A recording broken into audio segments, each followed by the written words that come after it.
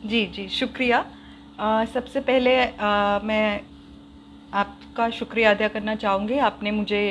यहाँ बुलाया इस मंच पे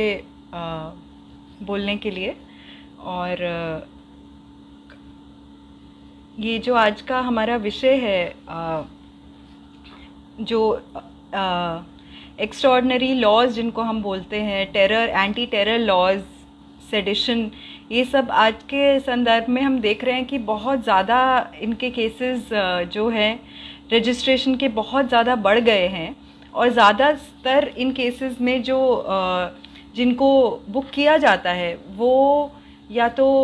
मुसलमान हैं, आदिवासी हैं, दलित हैं, जो अपने अधिकारों के लिए, अपनी पहचानों के लिए लड़ाई लड़ रहे हैं, या फिर जो उनके साथ खड़े हैं, जो सोशल कार्यकर्ता हैं, जो समाज में न्याय के लिए और बराबरी के लिए लड़ते हैं, उनके ऊपर इसका इस्तेमाल हम बहुत ज़्यादा बढ़ता हुआ देखते हैं। तो जिसमें अभी हाल ही में मेरे ऊपर भी एक यूएपीए का चार्ज में मुझे जेल में रहना पड़ा करीब 13 महीने के लिए। और उसके बाद अभी पिछले महीने दिल्ली हाई कोर्ट से मुझे और मेरे बाकी कुछ साथियों को बेल मिली है इस केस में। तो शायद इसलिए मुझे यहाँ आने का मौका मिला आप सब लोगों के बीच में। तो मैं मतलब एक छात्र हूँ, जेएनयू से पीएचडी कर रही हूँ, और लॉ का या किसी चीज़ का एक्सपर्ट नहीं हूँ। तो शायद उस तरीके की जानकारी इतना मैं नहीं दे पाऊँगी इन सब लॉज के पीछे, मगर एक मतलब पॉलिटिकल कार्यकर्ता के तौर पे, और जिनके ऊपर ये ऐसे चार्जेस, आरोप लगाए गए हैं, उसके संदर्भ में कुछ बातें मैं कहना चाहूँगी। सबसे पहले तो हमें ये देखना है कि ये जो लॉज जिनके बारे में हम आज बात कर रहे हैं, सेडिशन, यानी कि जिसका जो लिटरल ट्रांसलेशन है राजद्रोह, और यूएपीए जो अनलॉफुल एक्टिविटीज़ प्रिवेंशन एक्ट जिसे बोला जाता है, जो अभी के संदर्भ में एंटी टेरर लॉज की कैटेगरी में आता है। क्योंकि जब पहले टाडा और फिर पोटा जो एंटी टेरर लॉज थे उनको रिपील किया गया, क्योंकि उनको अनकॉन्स्टिट्यूशनल कहा गया, जो उनके प्रोविजंस थे उनके चलते हुए,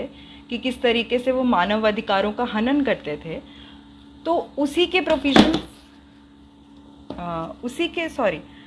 प्रोविजंस जो है ये बाद में 2004 में यूएपीए में डाले गए, जो कि एक पुराना लॉ है 1967 का। और अभी के तौर पे यूएपीए एक एंटी टेरर लॉ के उसमें हमारे साथ में है, हमारे बीच में है। तो ये सब जो लॉज के पीछे की थोड़ा सा, मतलब क्योंकि मैं शायद इतिहास की छात्र हूँ, तो थोड़ा सा इतिहास में मैं जानना चाहूँगी कि कैसे ये लॉज जो हैं आए हमारे देश में। तो सबसे पहले जैसे अगर हम सेडिशन की बात करें, ये कानून लाया गया था ब्रिटिश सरकार द्वारा भारत में, और उसका एकमात्र पर्पज़ ही यही था कि जो भी सरकार के खिलाफ बोलता है, सरकार के खिलाफ कोई भी तरीके की उसकी निंदा करता है, या फिर जो वर्ड उसमें यूज़ किया गया है, मतलब मुझे उसका हिंदी ट्रांसलेशन ठीक से नहीं पता है, मगर अंग्रेज़ी में उसको डिसअफेक्शन कहा गया है, कि जो भी सरकार के प्रति डिसअफेक्शन फैलाएगा किसी भी तरीके से, उसे सेडिशन के तहत अरेस्ट किया जा सकता है और चार्ज किया जा सकता है, कन्विक्ट किया जा सकता है, और जिसमें जो सज़ा है वो लाइफ इम्प्रिजनमेंट से लेके, मतलब कुछ साल के इम्प्रिजनमेंट से लेके लाइफ इम्प्रिजनमेंट तक की है। और उसमें से उसका भी इतिहास हम देखें तो वो शुरुआत उसको लगाने की वहीं से हुई, कि जो लोग थे जो भारत की आज़ादी के लिए लड़ते थे, या फिर शुरुआत में तो उतना जब नेशनलिस्टिक मूवमेंट भी नहीं था, तो ऐसे जो अखबार थे जो कुछ ऐसे लेख छापते थे जिसमें कुछ सरकार विरोधी चीज़ें, जो कलोनियल सरकार के खिलाफ जो लेख छापते थे, लेख लिखते थे, उनके ऊपर सेडिशन के कानून लगाने से उसकी शुरुआत हुई, जिसमें बड़े बड़े नाम भी हैं। बाल गंगाधर तिलक को 3 बार सेडिशन में चार्ज किया गया, और उसके बाद महात्मा गांधी को भी सेडिशन के अंदर चार्ज किया गया। और उनकी एक बहुत फेमस शायद स्पीच है जो सबको पता होगा कि किस तरीके से उन्होंने सेडिशन के मतलब को बिल्कुल उल्टा करते हुए ये कहा कि हाँ, अगर ऐसी सरकार है जो न्याय के ऊपर आधारित नहीं है, जो अन्याय करती है, उसके खिलाफ जो डिसअफेक्शन है, उसके खिलाफ डिसअफेक्शन फैलाना एक्चुअली हर सिटीज़न का अधिकार है और कर्तव्य है। सिर्फ अधिकार नहीं, कर्तव्य है कि अगर ऐसी सरकार जो ऐसा सिस्टम, ऐसी व्यवस्था जो है जो न्यायपूर्ण नहीं है, उसके खिलाफ आवाज़ उठाना हम सबका कर्तव्य है। और उन्होंने प्लीड गिल्टी किया उसमें कि हाँ, मैंने ये किया है, मैंने इस सरकार के खिलाफ आवाज़ उठाई है, और उसके लिए अगर आप मुझे चार्ज करना चाहते हैं तो मैं तैयार हूँ। तो वहाँ से हमने देखा कि उसका पूरा एक मतलब बदला सेडिशन का, कि हाँ, सेडिशन का मतलब उस समय, जैसे आजकल हम देखते हैं कि एंटी नेशनल एक्टिविटी में देखा जाता है उसको, कि वो देश के खिलाफ है, मगर उस समय जो महात्मा गांधी ने बोला था वो असल में इस तरीके से उन्होंने इंटरप्रेट किया कि अगर कोई भी सरकार है जो अनजस्ट है, न्याय के खिलाफ है, उसके खिलाफ बोलना हमारा अधिकार और कर्तव्य है। तो असल में ये एक देश विरोधी चीज़ नहीं है, ये देश प्रेम से आती है, क्योंकि आपको अपने देश से प्रेम है, उसके लोगों से प्रेम है, और उनके लिए आप एक ऐसा समाज, न्यायपूर्ण समाज चाहते हैं जिसमें सब लोग शामिल हों। तो उस समाज को बनाने के लिए और ऐसी सरकार के खिलाफ बोलना आपका ज़रूरी है। तो वो एक एंटी नेशनल, देशद्रोह की गतिविधि ना होके देश के हक में गतिविधि थी। और उसी आई थिंक वो हमें बिल्कुल ये डिस्टिंक्शन याद रखनी चाहिए कि देश जो है वो कभी भी कोई सरकार या उसकी व्यवस्था उसका एक हिस्सा होती है। सरकारें आती हैं, सरकारें बदलती हैं, पर वो देश से और उसके लोगों से होती हैं। तो वो देश और उसके लोग तय करेंगे कि उस देश प्रेम का मतलब क्या है। कोई भी सरकार क्या कोई लॉ क्या किसी लॉ के तहत ये ऐसा कानून बना सकती है कि अगर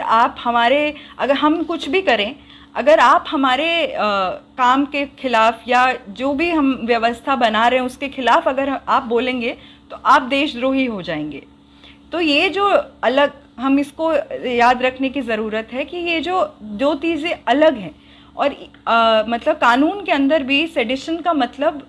देशद्रोह नहीं है, राजद्रोह है। तो ये जो आज के समय में ये दोनों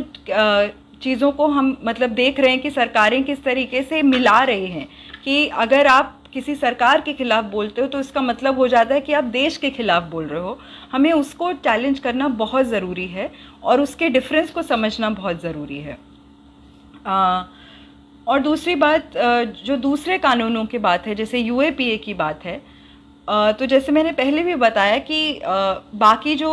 एंटी टेरर लॉज थे जैसे टाडा और पोटा, जब उनको रिपील किया गया, उनको हटाया गया यह बोलकर कि वो मानव अधिकारों का हनन करते हैं, तो उनके प्रोविजंस लगभग हूबहू यूएपीए में लाए गए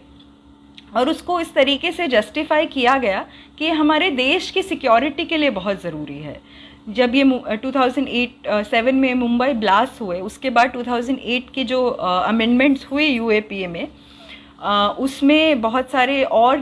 उसमें क्लॉजेज ऐड किए गए जिससे बेल मिलना और भी ज़्यादा मुश्किल हो जाता है लोगों को। उसमें जो ट्रायल से पहले डिटेंशन का पीरियड है, चार्जशीट से पहले डिटेंशन का पीरियड है, वो बहुत बढ़ जाता है और एक तरह से मतलब बेल मिलना आपको नामुमकिन हो जाता है उसमें। मैं कुछ एग्जांपल्स आपको देना, अभी मतलब बहुत सारे एग्जांपल्स, बहुत सॉरी मेरा ये मैं बहुत समय बाद फ़ोन यूज़ कर रही हूँ तो थोड़ा दिक्कत हो रहा है। हाँ, मैं ये बोल रही थी कि यूएपीए जैसे कानूनों के तहत जब आप किसी को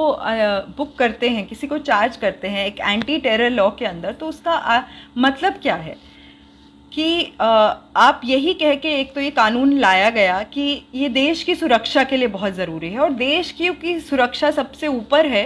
तो जो लोगों की सुरक्षा है और लोगों के जो इंडिविजुअल राइट्स हैं, हक हैं, उनको छीना जा सकता है किसी हद तक।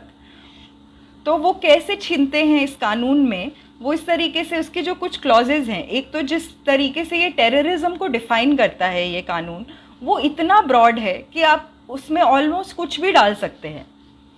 कि अगर किसी सरकार को लगता है कि इससे हमारे देश को खतरा हो सकता है, तो आपको उस कानून के अंदर आपको लाया जा सकता है। जैसे उसमें मतलब बहुत ही एक ब्रॉड डेफिनेशन है कि मैं पढ़ूँ अगर उससे, कि any act with the intent to threaten or likely to threaten the unity, integrity, security or sovereignty of India, or with the intent to strike terror or likely to strike terror in the people or any section of people in India or any other foreign country। तो इससे मतलब ये इतना एक broad definition है कि उसका जो स्कोप है वो बहुत वाइड हो जाता है सरकारों के पास। इसके अंदर कोई भी और आजकल के मतलब सिर्फ आजकल के कॉन्टेक्स्ट में नहीं, जब से इस पूरे लॉ किया और बाकी टेरर लॉज की भी अगर हिस्ट्री उठा के हम देखें तो इनको मतलब यूज़ किया गया है। जो जन आंदोलन खड़े होते हैं अलग अलग तरीके के, उनको दबाने के लिए, उनमें जो लोग शामिल होते हैं उनकी आवाज़ों को दबाने के लिए, डराने के लिए। तो इसका और कन्विक्शन जो रेट है इसमें, वो सरकार के अपने आंकड़ों के हिसाब से भी सिर्फ 2% है, जबकि इसका जो यूज़ है, स्पेशली अगर हम 2016 से देखें, जो आंकड़े सरकार ने ही दिए हैं, होम मिनिस्ट्री के डेटा है, उसका यूज़ जो है 75% के करीब बढ़ा है। और उन सारे केसेस की आप हिस्ट्री देखिएगा जो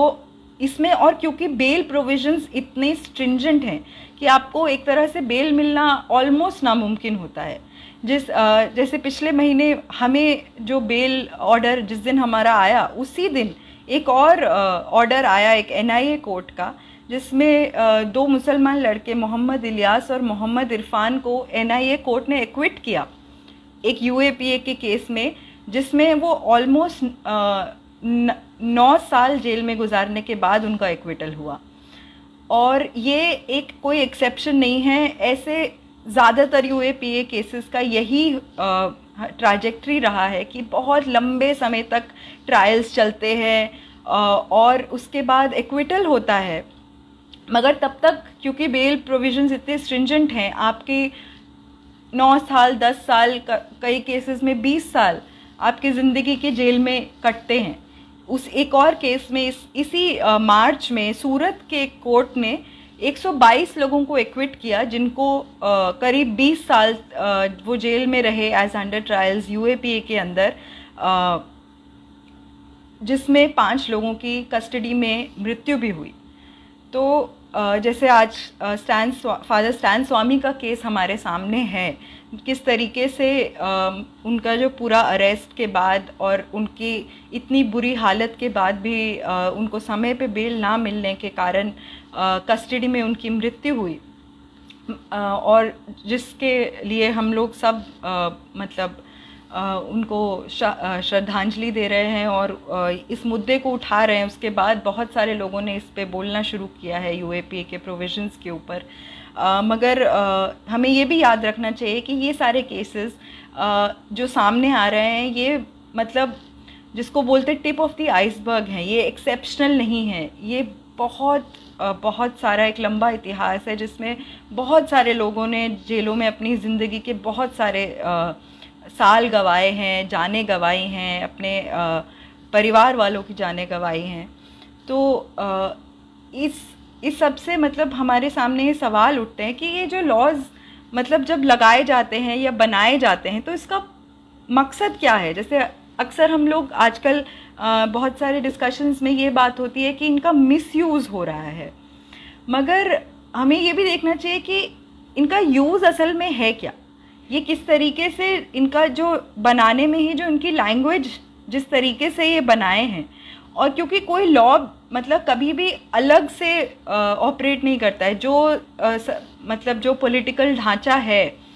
सत्ता का और समाज का, उसके साथ चल के सारी चीज़ें चलती हैं। तो मतलब एक लॉ को जब हम देखते हैं तो सिर्फ उसको आइसोलेशन में नहीं देख सकते, उसका जो पूरा कॉन्टेक्स्ट है कि क्यों वो, कैसे वो आया, क्या उसकी यूज़ रहे, क्या इम्प्लीमेंटेशन कैसे हुई है, वो सारा चीज़ों को देखते हुए हमें इन कानूनों को समझना पड़ेगा। और उसमें सबसे बड़ी बात मुझे जो लगता है वो देखने की ये है कि किस तरीके से ये कानूनों का मतलब बनाए ही इसलिए गए हैं क्योंकि उसमें जो कैटेगरी है security of state, security of मतलब नेशन, जो कि इम्पॉर्टेंट है। ऑफ कोर्स हम कोई ये नहीं बोलता कि हमारे देश की सुरक्षा ज़रूरी नहीं है, मगर वो देश को असुरक्षा किससे है, हमारे सामने सवाल ये है। क्या असुरक्षा उन लोगों से है जो कोई दमन के खिलाफ आवाज़ उठाते हैं या फिर जन आंदोलन खड़े करते हैं, या फिर कोई सरकार की जो नीतियां हैं उनके खिलाफ आवाज़ उठाते हैं, या फिर ऐसे लोगों से हैं जो कि उस मतलब अभी जो हम देख रहे हैं हमारे देश की हालत, कोविड के मतलब 1 साल होने वाला है, हेल्थ सेक्टर की जो हालत है, लोगों की मतलब जो एक बेसिक राइट टू लाइफ है वो भी ये सरकार इंश्योर नहीं कर पा रही है। और ना सिर्फ इंश्योर नहीं कर पाना, बल्कि जानबूझ के इस तरीके की नीतियां बनाना जिससे वो ना हो। प्राइवेट सेक्टर को वैक्सीन्स देना, और वैक्सीन्स की कमी होना, हेल्थ बेड्स की कमी होना, ऑक्सीजन की कमी होना, और जो लोग मतलब अभी तो हालत ये है कि ये सारे लॉज की अगर हम बात छोड़ भी दें, इवन अगर आप कोई फेसबुक पे ऑक्सीजन की डिमांड कर रहा है कि ऑक्सीजन नहीं मिल पा रहा है, उन लोगों पे भी केसेस हो रहे हैं। जो न्यूज़पेपर्स जो रिपोर्ट कर रहे हैं ये सारी चीज़ें, उन पे रेड्स हो रही हैं, केसेस हो रहे हैं। तो एक तरह से मतलब हमें ये जब सारा हम ढांचा को देखते हैं तो ये भी देखना पड़ेगा कि ये सिर्फ इन कुछ लॉज की बात नहीं है कि सेडिशन हो गया या यूएपीए हो गया, बहुत सारे इस तरीके के और भी लॉज हैं, या फिर जो ऑर्डिनरी क्रिमिनल लॉज भी हैं, उनका इस्तेमाल किस तरीके से सरकार द्वारा हर तरीके की आवाज़ों को दबाने के लिए किया जा रहा है। एक तरह से मतलब हम देख रहे हैं कि एक पुलिस स्टेट बन रहा है कि हर चीज़ में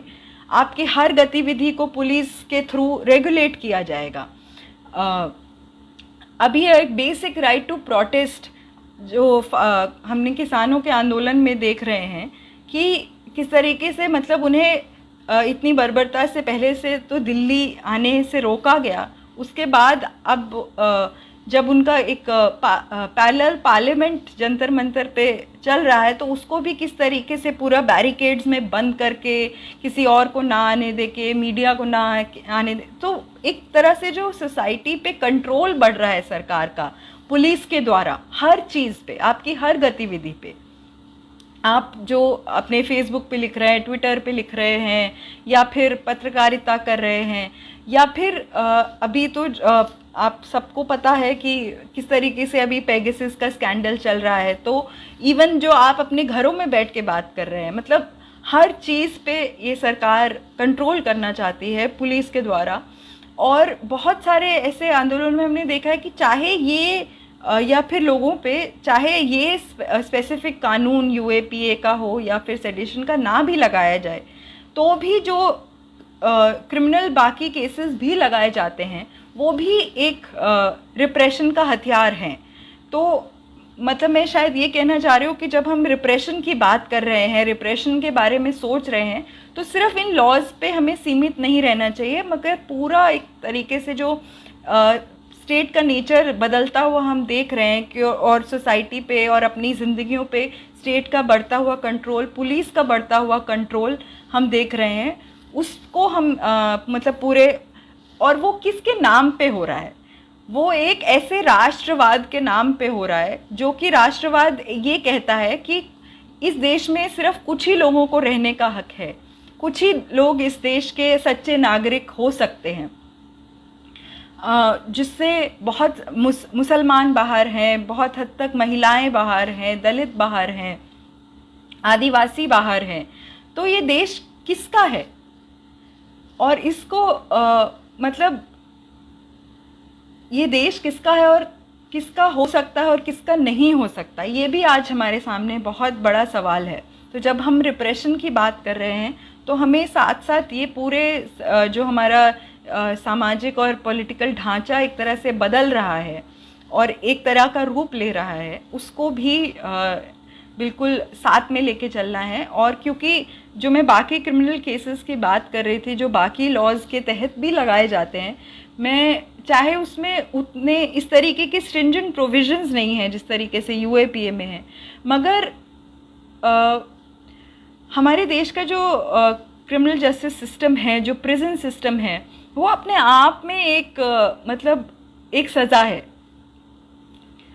क्योंकि जब आप मतलब जो मेरा 13 महीने का एक्सपीरियंस रहा है जेल में, जितना मैंने मतलब पहले भी आपको ये चीज़ें पता होती है, आप देखते हैं, मगर वहाँ जाके जो आप असल में हर रोज़ की ज़िंदगी वहाँ देखते हैं और ये देखते हैं कि इवन बहुत छोटे छोटे सो कॉल्ड क्राइम्स में जो लोग बंद होते हैं, वो ज़्यादातर जो समाज के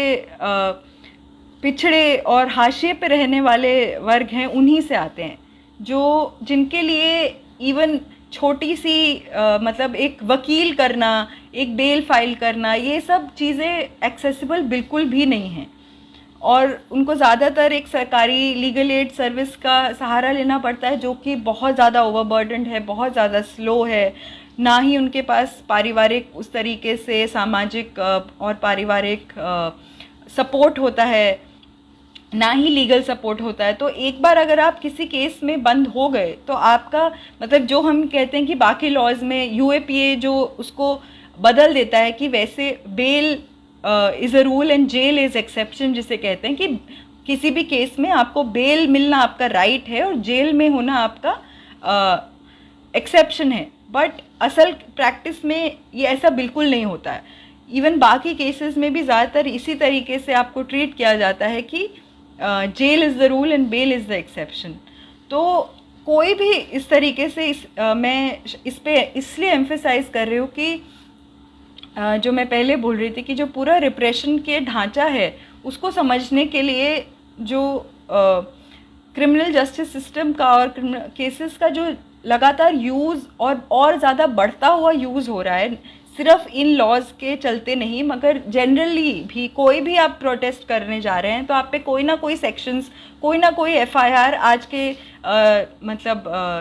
आज के दिन में बहुत आम हो गया है। अभी आप देखिए खोरी गांव का एग्जाम्पल, हरियाणा के फरीदाबाद डिस्ट्रिक्ट में, वहाँ पे बहुत ब्रूटल तरीके से लोगों को इविक्ट किया जा रहा है, हटाया जा रहा है। और वहाँ जो लोग प्रोटेस्ट कर रहे हैं या छात्र उनके साथ जो जा रहे हैं प्रोटेस्ट करने पे, आए दिन उन पे एफआईआर हो रही है। मतलब पहले जिस तरीके से हम लोग अगर कहीं प्रोटेस्ट करने जाते थे तो ज़्यादा से ज़्यादा ये होता था कि आपको डिटेन कर लिया जाता था, मगर आज के मतलब आज के दिन में अगर प्रोटेस्ट करने का मतलब है 1-2 एफआईआर तो आपके ऊपर होंगी ही। तो उस तरीके से मैं ये कहना चाह रही हूँ कि किस तरीके से एक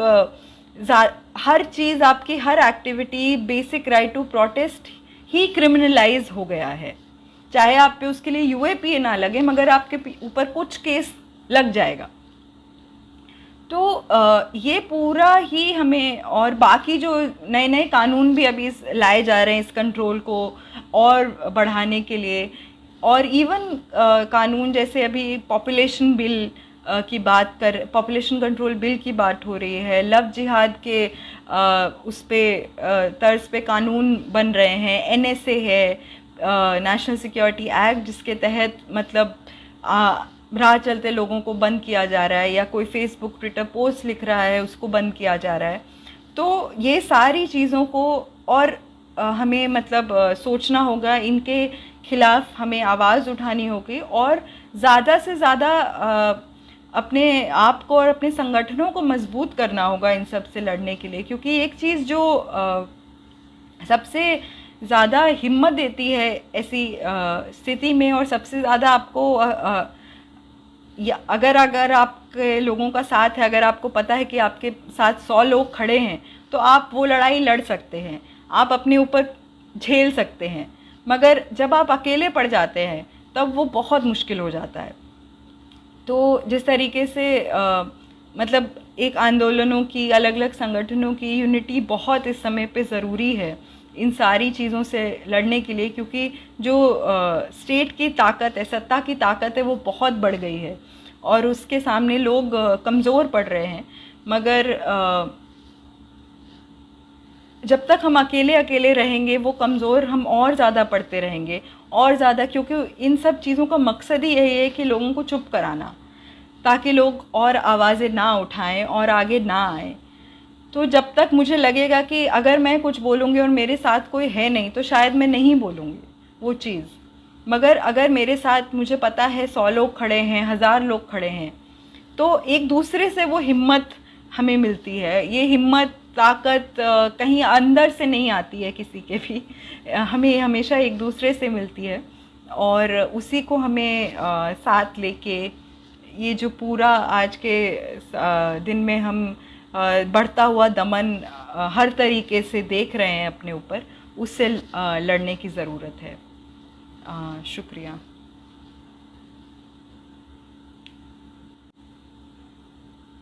शायद कुछ लोग जेल के अनुभव के बारे में पूछ रहे हैं। तो उसमें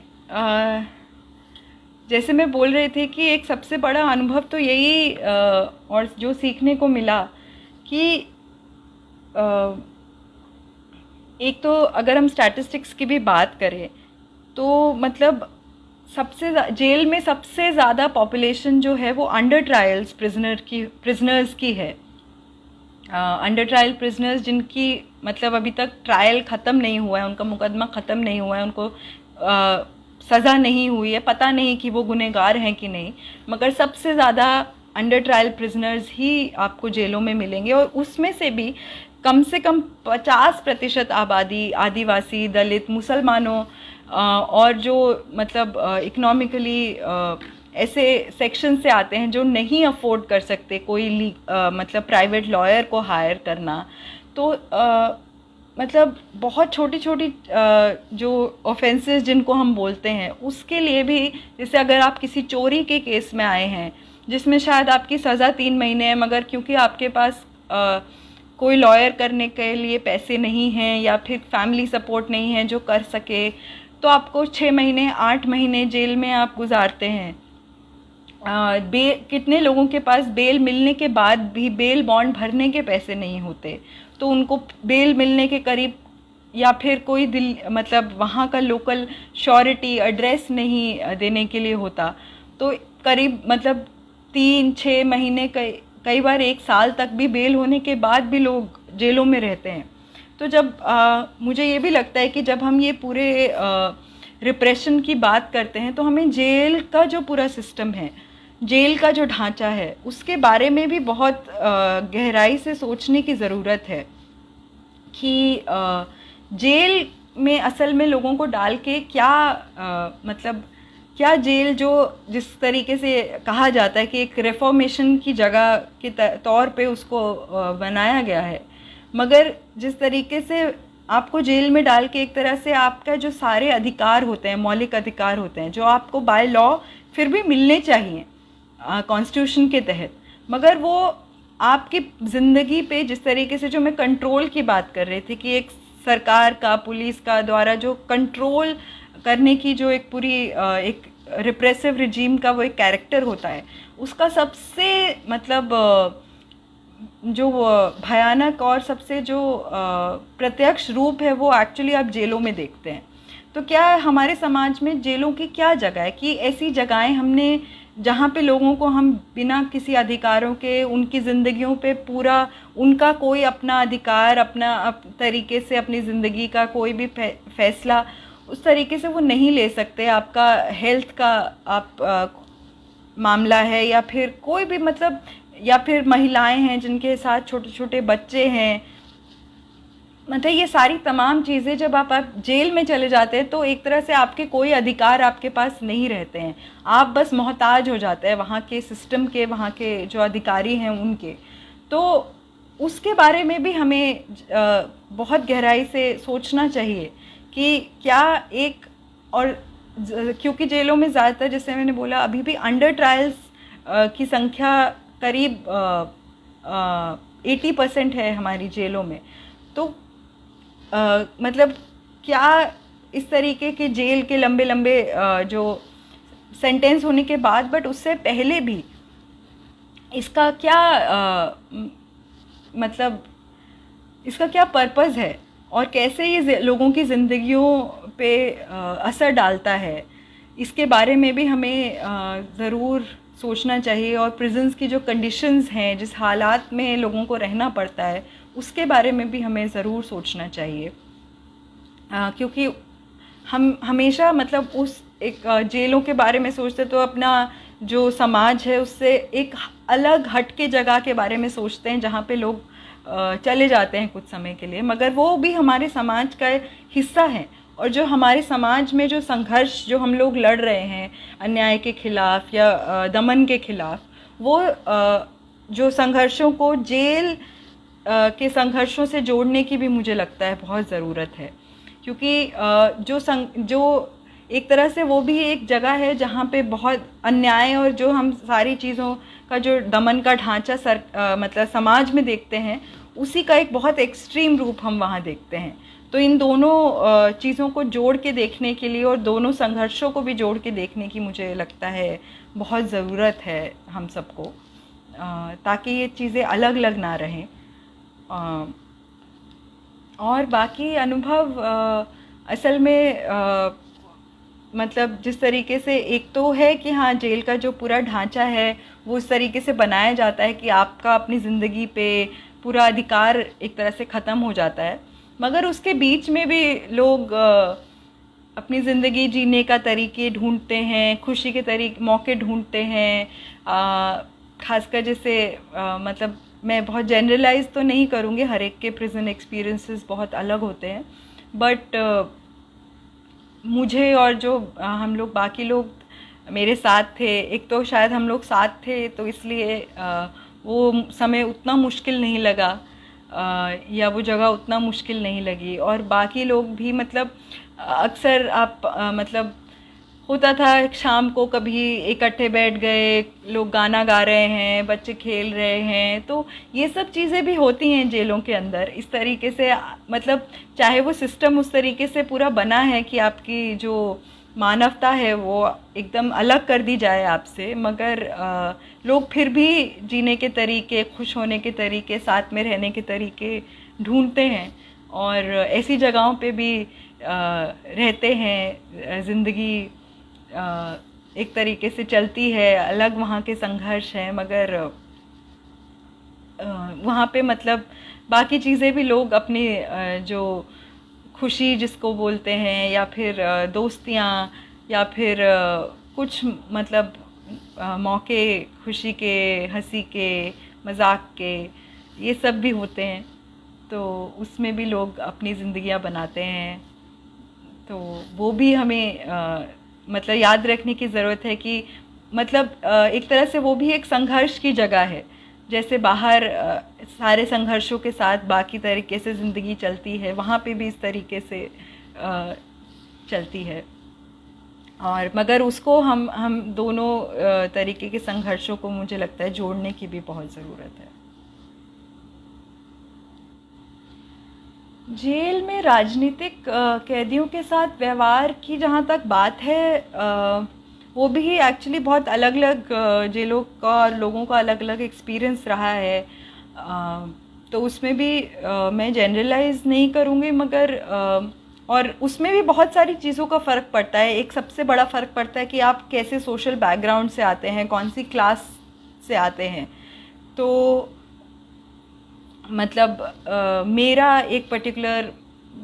कह सकते हैं मिडिल क्लास या अपर मिडिल क्लास से आना, और एक पर्टिकुलर रिलीजन का होना या फिर ना होना, उससे भी बहुत अनुभव पे फ़र्क पड़ता है। क्योंकि आप चाहे राजनीतिक कैदियों को भी छोड़ दीजिए, अगर आप सिर्फ उस क्लास से के एक क्लास के एंगल से भी देखेंगे, कास्ट के एंगल से देखेंगे कि जो लोग ऐसे बैकग्राउंड से आ रहे हैं, जो पहले से ही हाशिए में हैं समाज में, उनके साथ जो व्यवहार होता है वो बहुत अलग होता है किसी मिडिल क्लास के इंसान के साथ या फिर अपर मिडिल क्लास के इंसान के साथ। उसके ऊपर हम जैसे हम लोग थे तो हमारे ऊपर इतना आसानी से वो लोग चिल्ला नहीं सकते थे, हमें इतनी आसानी से वो लोग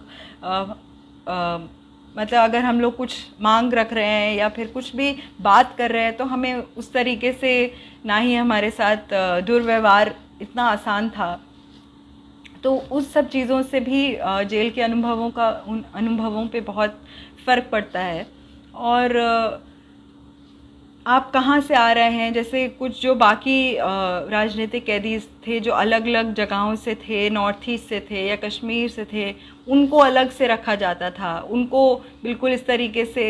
देखा जाता था कि ये तो ख़तरनाक लोग हैं, इनको बाकी लोगों के साथ नहीं रखना चाहिए। मगर हमारे साथ उस तरीके का व्यवहार नहीं हुआ, शायद क्योंकि वही जैसे मैं पहले बोल रही थी कि जिस सोशल बैकग्राउंड से हम लोग आते हैं। तो राजनीतिक एक तो मतलब ये है कि हाँ, राजनीतिक कैदियों के साथ अलग व्यवहार किया जाता है, बहुत बार उनको अलग सॉलिटरी उसमें रखा जाता है, बाकी लोगों के साथ नहीं रखा जाता है। और जो अधिकार बाकी लोगों को शायद मिलने आसान हो, उनके लिए और मुश्किल कर दिया जाता है। मगर कई बार उससे उल्टा भी होता है, क्योंकि राजनीतिक कैदियों के केसेस हमेशा रहते हैं, मीडिया में रहते हैं या लीगल सपोर्ट होता है या इस तरीके से है। तो कई बार उल्टा भी होता है कि कुछ चीज़ें हमें आसानी से ज़्यादा एटलीस्ट मेरे एक्सपीरियंस में ये रहा है, मैं सबके लिए नहीं बोलूँगी। और हम देख भी रहे हैं कि किस तरीके से भीमा कोरेगांव के केस में एकदम उल्टा हो रहा है। तो मगर आई थिंक उससे ज़्यादा मतलब मैं जो कहना चाह रही हूँ शायद ये है कि आपका एक हाईलाइटेड केस होने के दोनों पहलू होते हैं कि आपको एक अलग तरीके से ट्रीट दोनों तरीके से किया जा सकता है। आपको एक रिस्पेक्ट से भी कई बार देखा जाता है बाकी कैदियों के द्वारा भी, स्टाफ के द्वारा भी, कि हाँ, इन लोगों से हम उतना जिस तरीके दमनकारी व्यवहार शायद इतनी आसानी से नहीं कर सकते जितनी बाकी लोगों से कर सकते हैं। एटलीस्ट मेरा खुद का एक्सपीरियंस इस तरीके से रहा था। तो मगर वो आपको एक प्लेटफॉर्म भी देता है कि आप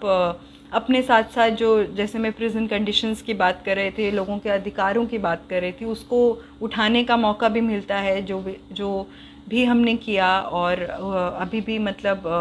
कोर्ट्स के द्वारा या पेटिशंस के द्वारा वो काम हमारा जारी है। तो पता नहीं मैं आंसर कर पाई हूँ आपके सवालों को।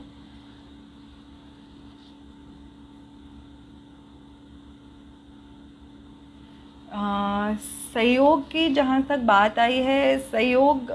तो काफ़ी रहा। जैसे मैं पहले बोल रही थी कि एक चीज़ जिसने बहुत मदद किया मतलब ये पूरे एक्सपीरियंस से गुज़रने में, इससे लड़ने में, वो था कि कभी अकेला महसूस नहीं हुआ। हमेशा था कि बहुत सारे लोग हमारे साथ हैं। हमेशा कहीं ना कहीं से कोई खबरें आती थी, कोई लोगों की चिट्ठियाँ आती थी या मैसेजेस आते थे कि हम आपके साथ हैं, कभी भी ऐसे कभी भी मत सोचना कि कुछ गलत किया है, या फिर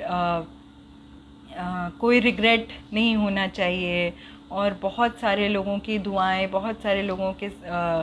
पैगाम आते रहते थे, जिससे बहुत हिम्मत मिलती थी हमेशा, और लगता था कि हम अकेले नहीं हैं इस लड़ाई में। और साथ साथ कि ये भी एक एहसास था कि ये जो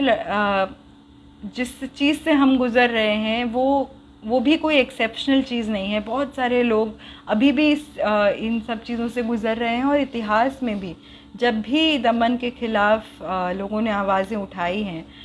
बहुत सारे तरीके के चीज़ें सहनी पड़ी हैं, उसके बहुत सारे रिपरकशन सहने पड़े हैं।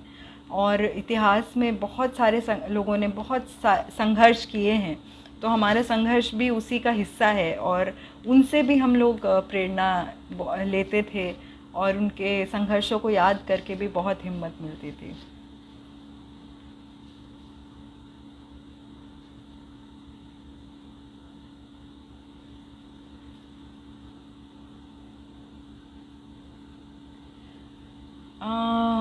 न्यू होराइज़न मतलब एक तरीके से हाँ, कि जिस तरीके से मैं बात कह रही थी कि जो जेल के बारे में सोचना और वहाँ के संघर्षों के बारे में सोचना और कैसे वो हमारे जो समाज में बाकी ढांचे हैं दमन के, शोषण के, उससे जुड़ा हुआ है, वो आई थिंक मेरे लिए एक नई सीख रही इस दौरान।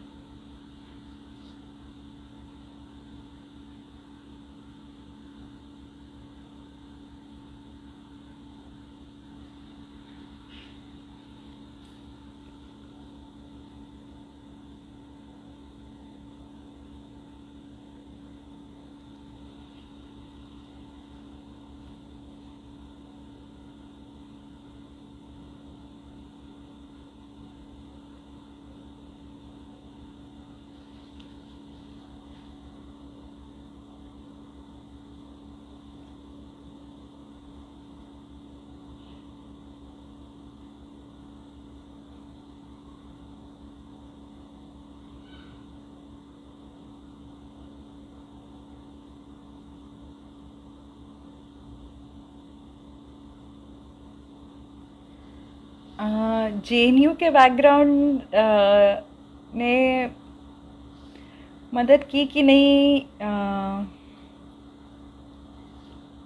जेएनयू में मैं एक्चुअली बहुत अभी मैंने रिसेंटली ज्वाइन किया था,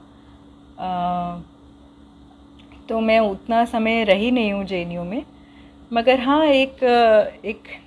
जो छात्र आंदोलन से अलग अलग रूप से मैं जुड़ी रही हूँ बहुत सालों से, तो उसमें जेएनयू का एक बहुत बड़ा हिस्सा रहा है, कंट्रीब्यूशन रहा है। तो बिल्कुल उस सेंस में उससे बहुत एक पर्सपेक्टिव होने में, पॉलिटिक्स को समझने में बिल्कुल मदद मिली है। जेल के बाकी लोगों से कांटेक्ट में रहने की कोशिश जारी है। इतना आसान नहीं होता जब आप एक बार निकल जाते हो, मगर कुछ बहुत, और क्योंकि जेल में बहुत मुश्किल होता है बाहर की दुनिया से कांटेक्ट बनाना, अपने परिवार वालों से भी लोगों को बहुत मुश्किल होता है, स्पेशली अभी कोविड के टाइम में, लॉकडाउन के टाइम में मुलाकात बंद होने की वजह से बहुत मुश्किल हो गया है ये सब भी। तो बहुत सारे, जब हमारी रिहाई हुई तो बहुत सारे लोगों ने हमें अपने घर वालों के, दोस्तों के नंबर्स दिए कि हमारा कोई पैगाम उन तक या फिर हमारी खबर उन तक पहुंचा दीजिएगा। तो वो, और लोगों के लिए अभी क्योंकि फ़िज़िकल मुलाकात बंद हैं जेल में, तो ई मुलाकात का एक सिस्टम शुरू हुआ था, मगर वो बहुत ही मुश्किल एक तरीका है करना। और बहुत सारे लोग जो जिनको इंटरनेट इस्तेमाल करना नहीं आता, अंग्रेज़ी नहीं आती, उनके लिए पॉसिबल ही नहीं है वो बुक करना। तो बहुत सारे लोगों के लिए अभी वो बुक करना, उनको वो समझाना, वो सब हम लोग करते हैं। और वहाँ के कुछ लोग जो दोस्त अच्छे बने थे, उनके लिए वकील ढूंढना, उनके केसेस के लिए, और मतलब उसको फॉलो अप करना। और बाकी प्रिजन कंडीशंस पे जो हम लोग का हाई कोर्ट में एक रिट लगा था, उसको फॉलो अप करना, और भी बहुत सारी चीज़ों को पेटिशंस के थ्रू उसमें फॉलो अप करना, वो काम बिल्कुल चल रहा है।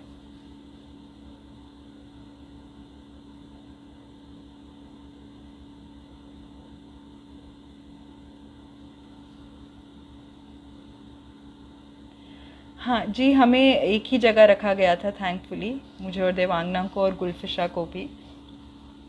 तो वो भी एक बहुत बड़ा रोल था जिससे हम लोग इस पूरे दौर से गुज़र सके और ये संघर्ष कर सके।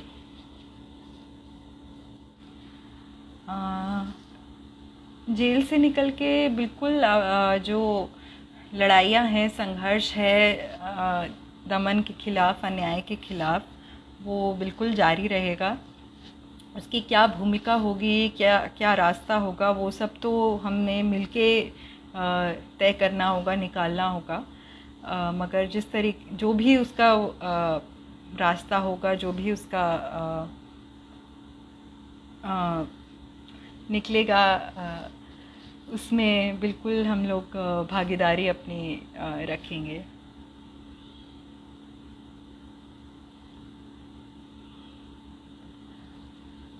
आई थिंक बस मैं एक आखिरी बात यही कहना चाहूँगी कि अभी बहुत दमन का माहौल है, उससे एक डर का माहौल पैदा करने की भी कोशिश की गई है, जो बहुत हद तक कामयाब भी हुए हैं, क्योंकि इस तरीके के इतने बड़े पैमाने पे इस तरीके से लोगों पे केसेस लगाना, इतने इतने सालों तक जेल में रहना सबके लिए बहुत मुश्किल होता है। ये कोई भी बिल्कुल भी आसान नहीं है, मगर अगर इससे मुझे लगता है कई हद तक हमें इस डर को तोड़ने की भी ज़रूरत है। और इस तरीके की चीज़ें अपने साथ होना, जेल में जाना या फिर कुछ मतलब ये सारे जो दमनकारी चीज़ें हो रही हैं, उसको भी एक अपने संघर्ष का हिस्सा की तरह लेने और देखने की ज़रूरत है। और ये हमारे मतलब बिना इन सब चीज़ों के हम ये संघर्ष नहीं कर पाएंगे। तो मुझे लगता है कि एक तरीके से जो ये जेल का डर है या फिर किसी और चीज़ों का डर है, उसको भी हमें मिलके तोड़ने की ज़रूरत है। और वो जैसे मैं पहले कह रही थी, वो तभी टूट सकता है कि जब हमारे बीच के जो आंदोलन हैं उनमें एकता बने, हमारे संगठन और मजबूत हों। क्योंकि जब इंसान अकेला पड़ जाता है तो ये सब झेलने की हिम्मत बहुत कम हो जाती है। तो इसलिए हमें एक दूसरे का और ज़्यादा साथ और ज़्यादा ध्यान देने की ज़रूरत है, और उसी से हम लोग इस डर के माहौल से निकलकर अपने संघर्षों को आगे लेके जा पाएंगे।